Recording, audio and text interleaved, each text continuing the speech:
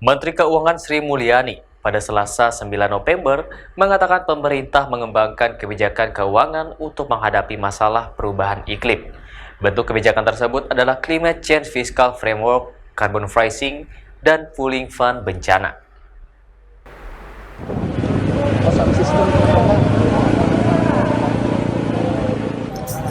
Pemerintah mengembangkan kebijakan keuangan untuk menghadapi perubahan iklim yang merupakan masalah global. Saat mengisi diskusi daring pada Selasa 9 November, Menteri Keuangan Sri Mulyani Indrawati mengatakan 3 di antara kebijakan tersebut adalah Climate Change Fiscal Framework atau CCFF, Carbon Pricing, dan Pooling Fund Bencana.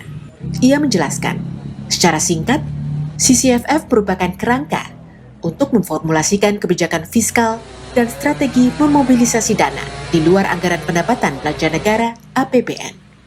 Sementara itu, pengembangan kebijakan carbon pricing atau dikenal sebagai nilai ekonomi karbon NEK dapat didefinisikan sebagai pemberian harga atas emisi, kandungan, potensi emisi gas rumah kaca.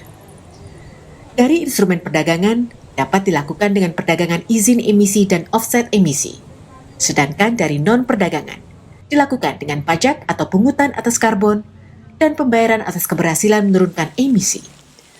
Namun Menkyu menegaskan bahwa penerapan pemberian harga itu harus mempertimbangkan banyak hal.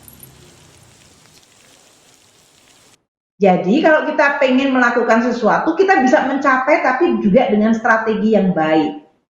Jadi saya tegaskan tadi, kita memulai dulu market mechanism, aturannya diatur, lembaganya siapa, yang tadi ngitung siapa. Karena kita nggak boleh cuma berbekal semangat tadi aja Mas Budi kan. Jadi kita harus menatanya tadi. Institusinya siapa, legislasinya gimana, aturannya gimana, harganya gimana, kemudian siapa yang monitor, siapa yang kemudian menjadi referee-nya. Sedangkan untuk pembentukan dana bersama atau pooling fund bencana, hal itu dilakukan dengan pengelolaan satu pintu terhadap pendanaan untuk menolong korban bencana alam yang juga dilengkapi sistem pengaman lingkungan dan sosial. Pooling Fund juga akan mengalokasikan pendanaan pada kegiatan pencegahan, mitigasi, serta kesiapsiagaan bencana. Tim Kantor Berita Antara mewartakan.